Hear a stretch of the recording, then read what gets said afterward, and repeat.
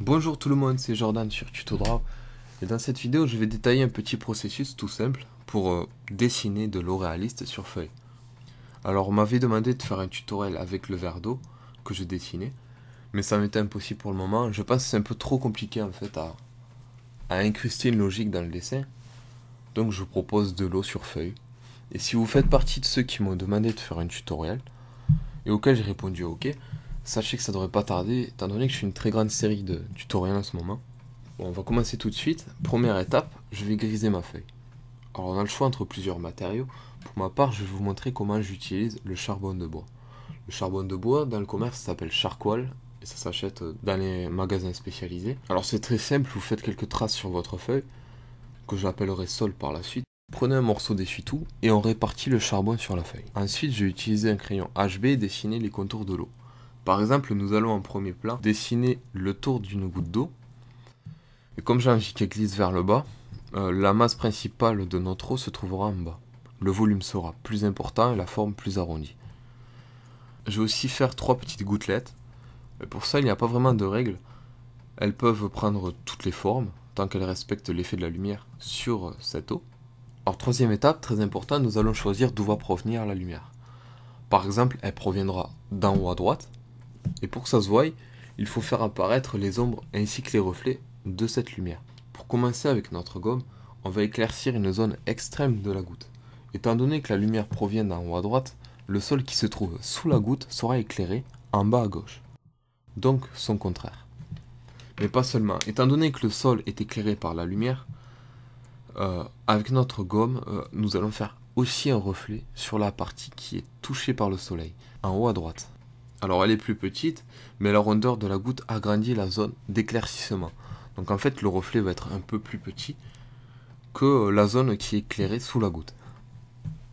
Ensuite ce n'est pas fini, il faut ajouter l'ombre et la réflexion de la goutte. Et étant donné que la goutte est traversée par le rayon solaire, il faut bien qu'il ressorte.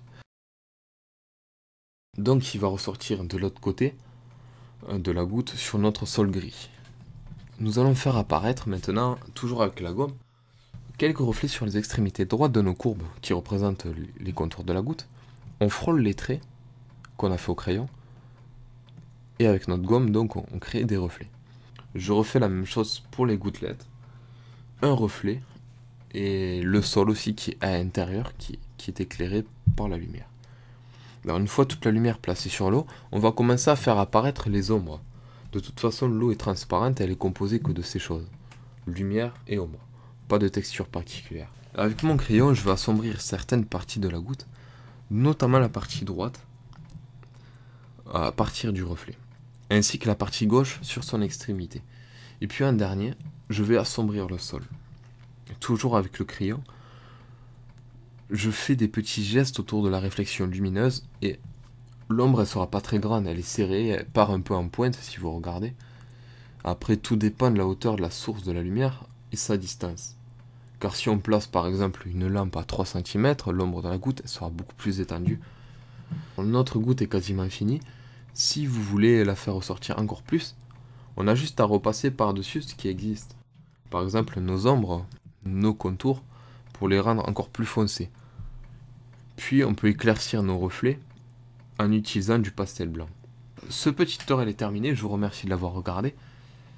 Et pour ce qui est en rapport avec le verre d'eau, la personne qui m'a demandé de dessiner un verre d'eau, en fait c'est le même principe.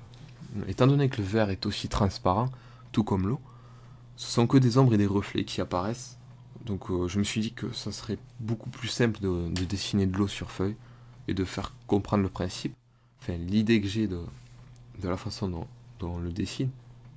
Par contre, je voulais vous dire que je vais démarrer une chaîne secondaire, elle est déjà ouverte, mais il n'y a pas de vidéo dessus, pour faire des petits tutoriels de dessin plus rapides et d'autres concepts sur le dessin, plus particulièrement une série continue. Alors, je vais aussi faire des portraits de stars, d'animaux, que vous avez la possibilité de choisir. Puis il y aura aussi peut-être des concours, je pense pour décembre. Donc si vous voulez, vous pouvez vous abonner à cette chaîne en cliquant ici. Et sur ce, je vous souhaite une très bonne journée et à bientôt pour d'autres vidéos.